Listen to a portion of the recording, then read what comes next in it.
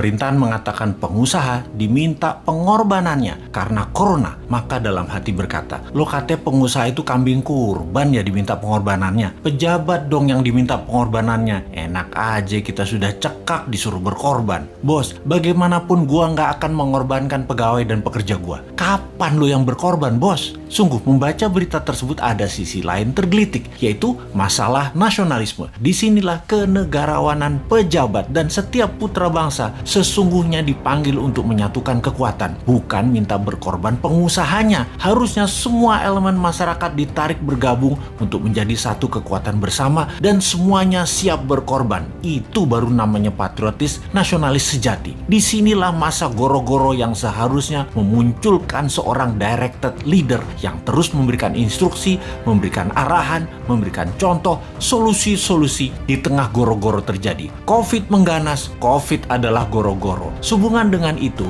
karena kita new mind, kita harus bergerak. Menunggu petunjuk pejabatnya sebatas himbauan, kita harus lebih agresif lagi. Kita bergerak lebih cepat lagi. Kita bertindak membantu sesama. Ayo kita buat gerakan bendera putih untuk memberikan bantuan makanan dan obat-obatan di mana-mana kepada semua yang membutuhkan. Bagi mereka yang memerlukan bantuan apapun, misalnya perlu makanan, perlu uang untuk hidup, perlu vitamin, perlu obat-obatan, kibarkan bendera putih di tempat tinggal Anda. Siapapun yang melihat bendera putih tersebut pasti tergerak hatinya untuk menengok dan melihat apa yang Anda butuhkan. Bersiaplah jujur, terbuka, dan pasti kaum patriotis nasionalis akan membantu bendera putih itu untuk bisa turun, yaitu pertolongan yang Anda butuhkan terpenuhi. Ini adalah gerakan nasional saling bantu sesama yang kekurangan dan membutuhkan secara langsung, secara pribadi. Tak perlu institusi, lembaga, organisasi, partai di foto-foto ketika membantu. Tidak perlu. Yang diperlukan adalah pertolongan dalam senyap dari sesama untuk sesama. Ayo sahabat New Mind, kita bergerak semua. Viralkan video ini untuk memulai gerakan saling bantu bendera putih. Sekali lagi, kibarkan bendera putih yang dipasang di tempat tinggal adalah mereka yang membutuhkan bantuan dan pertolongan. Apapun itu yang mereka butuhkan. Dan bagi sahabat semua, kalau melihat bendera putih naik dimanapun, sebaiknya Anda segera berhenti, tengok, datangi tempat itu dan tanya. Lalu berikan apapun yang Anda bisa bantu seikhlasnya, secepatnya.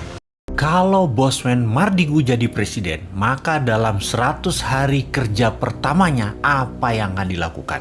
Dalam ilmu MMT, Modern Monetary Theory, maka ada yang namanya TINA, There is no alternative. Apa arti TINA sederhananya? Pemerintah akan membuat peraturan sehingga orang tidak punya pilihan kecuali mengikuti apa yang pemerintah arahkan. Misalnya, ada 5.500 triliun uang nasabah di bank di Indonesia. Katakan 50%-nya adalah uang yang didepositokan oleh nasabahnya. Uang itu memperoleh bunga deposito sekitar 5% setahun. Jadi, kalau ada seseorang punya uang 100 miliar rupiah pada depositonya, maka dia akan memperoleh bunga sekitar 5 miliar setahun. Lumayan, duduk-duduk nggak ngapa-ngapain menikmati hidup. Kalau punya 1 triliun bahkan, dapat 50 miliar per tahunnya, bunganya didapat olehnya. Maka dalam MMT, buat peraturan yang namanya TINA, yaitu tidak ada pilihan lain seperti bunga deposito sekarang 0%. Kalau bunga deposito 0%, maka deposan kepalanya pecah semuanya. Yang tadinya duduk-duduk enak dapat 5 miliar setahun, tahu-tahu dapatnya 0. Maka uang tersebut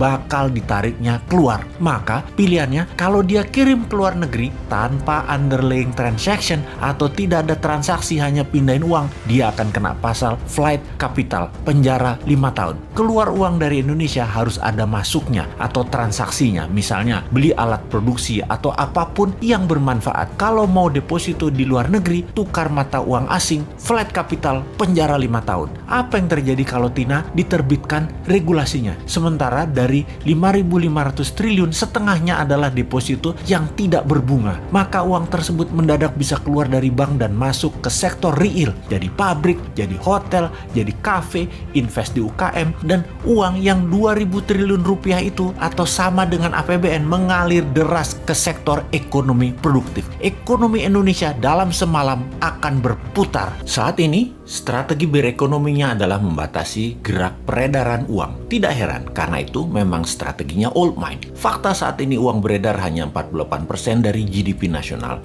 Kemudian, pertumbuhan pinjaman perbankan hampir tidak tumbuh. Padahal, salah satu indikasi untuk tumbuh ekonomi sebuah negara adalah pertumbuhan pinjaman perbankan di sektor industri di atas 10% per tahunnya dibanding tahun yang lalu. Strategi Tina adalah membanjiri pasar dengan uang segar baru, yaitu uang di bank deposito nasabah digelontorkan keluar ke sektor real. Itu strategi pertama yang sudah kita jelaskan. Ada strategi berikutnya untuk membanjiri uang ke Indonesia, yaitu dalam 100 hari pertama Newmind menjabat presiden adalah memanggil para naga-naga yang telah lama berbisnis di Indonesia. Minimum 9 naga hadir di istana. Di istana dipasang kamera dari seluruh media elektronik termasuk live YouTube dan media sosial lainnya. Ketika mereka hadir dalam meja pertemuan, maka siaran langsung dimulai. Presiden akan mengatakan, "Pak A, menurut data di kantong saya, Anda dan keluarga yang telah 50 tahun membangun bisnis di Indonesia memiliki uang tunai di negara lain lebih dari 10 billion dolar atau 150 triliun rupiah. Kapan uang itu balik ke Indonesia?" Maka si A mengatakan, 24 bulan lagi, Pak. Maka Presiden akan mengambil pasportnya dan berkata, "Tak pinjem pasportmu 2 tahun ya,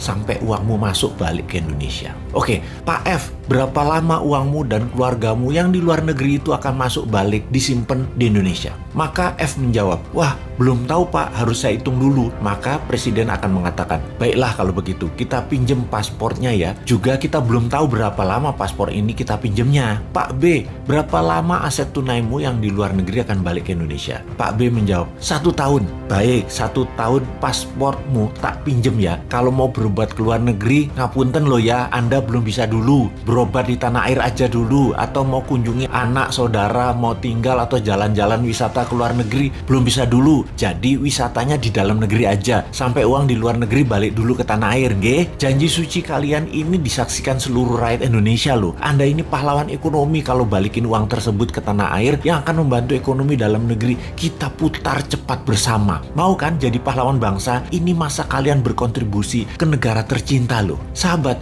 dari 11.000 triliun yang ada di kantong, pasti dengan strategi ini minimum separuhnya balik masuk ke Indonesia dalam setahun ke depan. Sulit mereka para naga nggak keluar negeri karena berobat itu di masa tuanya. Mereka juga berpenyakit kok, nyaman dengan dokter luar negeri. Juga sulit mereka tidak mengunjungi dan melihat simpenan-simpenan tanda petik ya, simpenan mereka yang banyak itu. Makanya, jangan pilih Mardiko jadi presiden.